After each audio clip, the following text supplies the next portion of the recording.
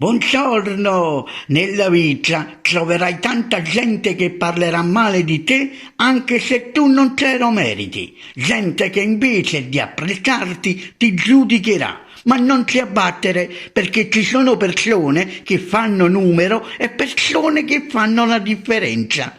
Forse Dio vuole che tu conosca gente sbagliata prima di conoscere persone giuste, perché così quando le conoscerai dovrai ringraziare soltanto Dio di averle incontrate. Tante persone non meritano il tuo sorriso, figuriamoci le tue lacrime. In questo nuovo giorno, augurandoti una buona giornata, voglio ricordarti che forse per il mondo tu sei solo una persona, ma per qualche persona tu sei tutto il mondo.